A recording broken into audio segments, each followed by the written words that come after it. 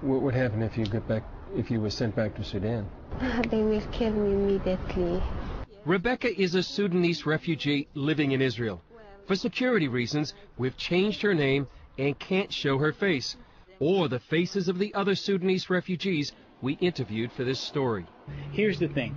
The Sudanese government has made a very clear point of warning Sudanese. Those who have entered Israel upon return will be executed. That's the fate, execution, facing nearly 2,000 Sudanese refugees living in Israel today if they're sent back to Sudan. But how did these Sudanese get more than 1,000 miles from Sudan all the way to Israel? The story begins in Darfur and South Sudan. In Darfur, thousands of Sudanese Muslims have fled a genocide being waged by Arab Muslim militias against black African Muslims. Thousands more Sudanese from South Sudan have fled the remains of a gruesome civil war between Muslim North Sudan and mainly Christian South Sudan. Most of these refugees are Christians, like John, who have horrible stories to tell. They raped my sister. He was 10 years old, and my mom is tried to help my sister. He came to cry, and he shoot her until she died. John, like many others, fled South Sudan and sought refuge in Egypt. But more than a year and a half ago, Egyptian riot police brutally cracked down on the Sudanese living in Egypt. It came in Cairo during a Sudanese demonstration for better living conditions. Susan saw what happened. They start kill people like this. They kill people with and then they coming like they're going to war. Egyptian police killed at least 27 Sudanese, though some say many more died in the attack. The next part of the story takes place here on the Egyptian-Israeli border. After the demonstration in Cairo, many Sudanese realized that living in Egypt wasn't safe anymore. Some decided it was better to face the dangers of a journey across the Sinai Desert than stay in Egypt. They made the difficult, dangerous, and sometimes deadly journey through the desert all the way to the Israeli border.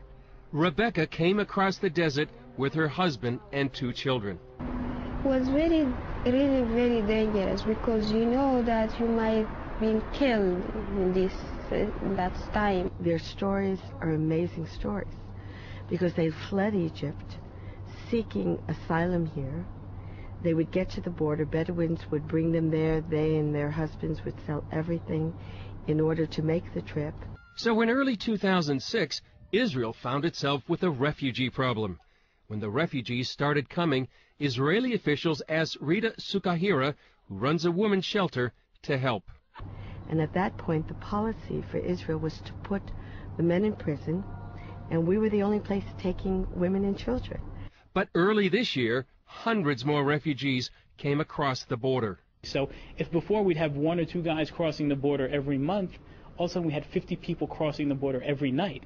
What was Israel's government going to do with all these refugees? Their plight stirred a soul-searching debate within Israel and Jews worldwide.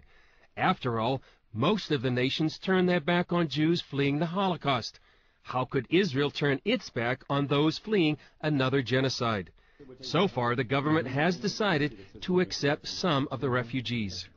We've taken a decision, almost unprecedented, to offer permanent residency, to absorb into our society 500 of these refugees from genocide. But what about the rest of the refugees? Schwartz and other activists stress there's little difference between the refugees from either Darfur or South Sudan. The same horror stories are being told by the people from Darfur and the people from South Sudan. People that escaped terrible killings, burning of villages, rape, torture, atrocities, are seeking safe haven here in this state, and the country is saying we can't allow you in. Right now, the fate of these refugees lies with the Israeli government. But many refugees are warning the government that their lives are in danger if they are sent back to Sudan or even Egypt. Yeah, I want our Christian around wants to know we are here, we are the Christian, we are here. The Prime Minister on take a decision to send us back to Egypt. With the send us back, we're going to death. It is very important for Christians to voice their opinion about what might happen because essentially most of the people from South Sudan are Christians. With their fate hanging in the balance, many Christian groups like the International Christian Embassy Jerusalem are helping these refugees. The initial need is basic. It's food, shelter, and medical care. And so we've taken in and we've tried to help with Sudanese who've come in, they've got nowhere to stay, and we've just given them shelter. Then we try and relocate them somewhere in the country to something more permanent.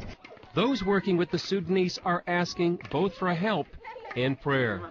There's the need to start working on how we can get these people into the Western world. Is your church willing to sponsor a Sudanese or two Sudanese families, and can you help us with the process?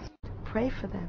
Pray for their lives. Pray for the ones still in Sudan. Pray for the ones who are still in Egypt, who don't have a way of escape. Chris Mitchell, CBN News, the Israeli-Egyptian